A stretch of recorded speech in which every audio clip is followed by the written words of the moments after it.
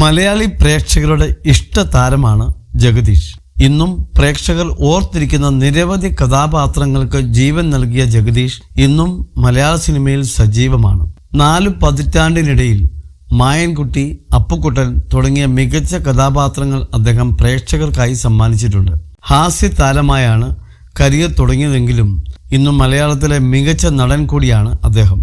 ഇന്ത്യയിലെ ആദ്യത്തെ 3D ചിത്രമായ മൈ ഡിയർ കുട്ടിച്ചാത്തൻ എന്ന ചിത്രത്തിലൂടെ അഭിനയ രംഗത്തേക്ക് എത്തിയ അദ്ദേഹം ചിത്രത്തിലേക്ക് തിരഞ്ഞെടുക്കപ്പെട്ടതിനെക്കുറിച്ച് സംസാരിക്കുകയാണ്.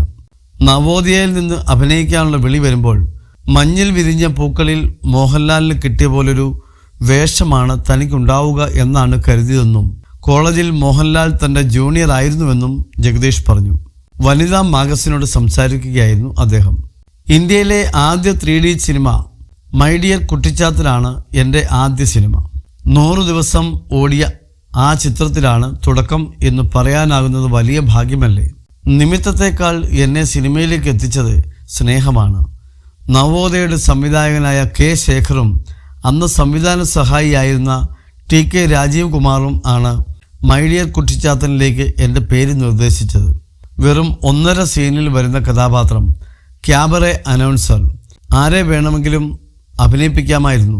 പക്ഷേ സംവിധായകൻ ജിജോയോട് എൻ്റെ പേര് നിർദ്ദേശിച്ചത് അവർക്കുള്ള സ്നേഹം തന്നെയാണ്. നവോദയ നിർമ്മിക്കുന്ന അടുത്ത സിനിമയിലേക്ക് പത്രപരസ്യം കണ്ടാണ് ഫോട്ടോ അയച്ചത്. കാക്കനാടുള്ള സ്റ്റുഡിയോയിലേക്ക് എത്താൻ അറിയിപ്പ് കിട്ടി. പോകുന്നതിന് തലേദിവസം ഉറങ്ങാൻ പറ്റിയില്ല. മോഡൽ സ്കൂളിൽ എൻ്റെ ജൂനിയർ ആയിരുന്നു മോഹൻലാൽ. പോരെങ്കിൽ ഒരു ഗ്രൗണ്ടിൽ 2 ക്രിക്കറ്റ് കളിക്കുന്നവർ.